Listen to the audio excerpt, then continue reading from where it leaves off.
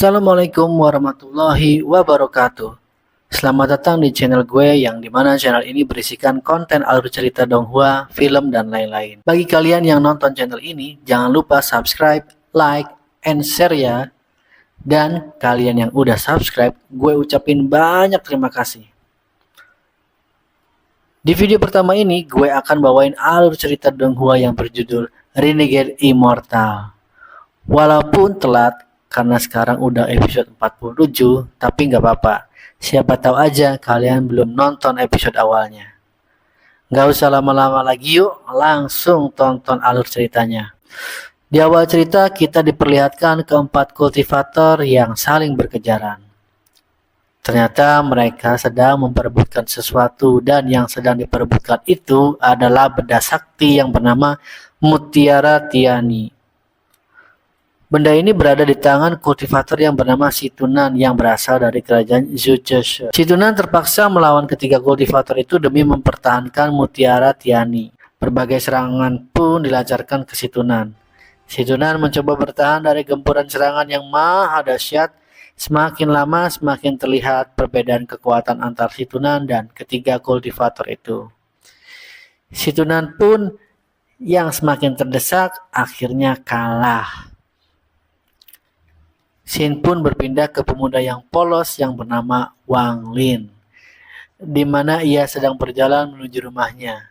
Dan tak berapa lama Wang Lin pun sampai di rumah dan segera membantu pekerjaan babehnya. Saat sedang asik ngobrol, tiba-tiba datanglah 3 orang penagih hutang. Mereka menagih karena si babeh sudah lama menunggak. Si babeh pun minta kelonggaran waktu, namun pihak penagih pun tidak bisa memberikan lagi kelonggaran waktu. Dan tanpa babi bu, ketiga orang itu mulai merusak patung-patung kayu, yang dimana patung kayu itu pesanan dari desa sebelah. Aduh, kumaha ianya? Liar ay. Okay. Di saat Wang Lin dan orang tuanya sedang bersedih atas kejadian penagih hutang yang tak beradab, adik keempat dari si babeh pun datang. Adik babeh datang ke rumahnya bertujuan ingin mengajak Wang Lin ikut serta dalam ujian masuk sekte Heng Yue di kerajaan Zhao. Mendengar hal itu, Wang Lin merasa tertarik dan segera bersimpuh di hadapan orang tuanya untuk memohon restu. Wang Lin pun bertekad jika berhasil masuk sekte itu, Wang Lin akan membantu keluarganya agar tidak dipandang sebelah mata dan dibully. Melihat tekad dari sang anak, orang tua Wang Lin pun menyetujui permohonan Wang Lin dan memberikan restunya. Keesokan harinya, Wang Lin pun pergi ke sekte Heng Yue bersama 2 saudaranya yaitu Wang Hao dan Wang Zuo. Tentunya bersama utusan dari sekte Heng Yue yang menjemput mereka bertiga. Sesampainya di sekte Heng Yue, Wang Lin, Wang Hao, dan Wang Zuo segera menuju tempat ujian. Tak berselang lama, ketua sekte Heng Yue yaitu Huang Long didampingi ketua sekte hadir di hadapan peserta ujian. Ketua sekte pun langsung memberikan wejangan dan semangat kepada para peserta.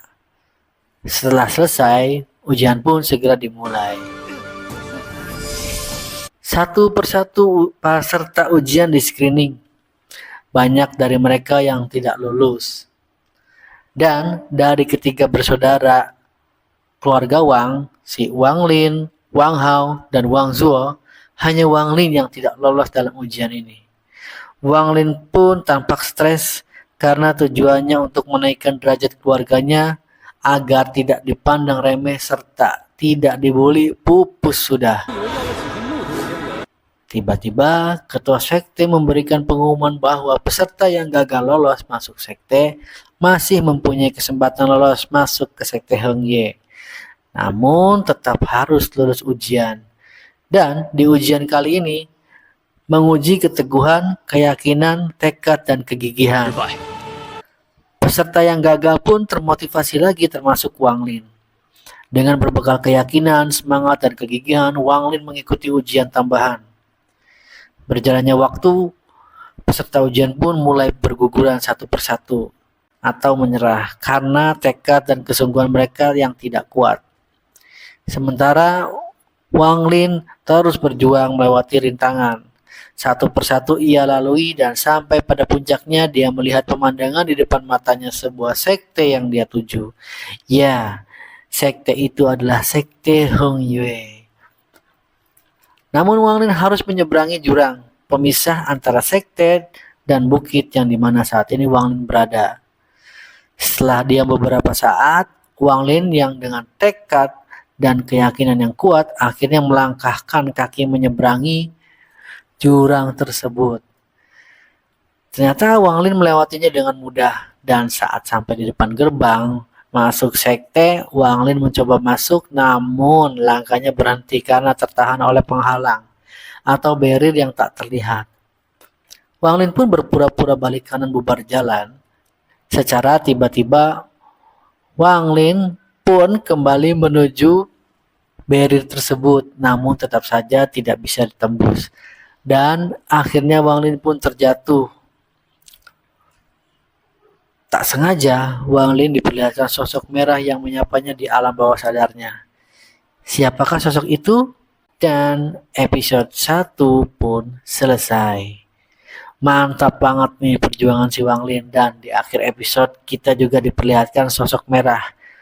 Untuk tahu siapakah dia, tonton terus channel ini dan jangan lupa subscribe, like, and share ya guys. Sampai jumpa lagi. Wassalamualaikum warahmatullahi wabarakatuh.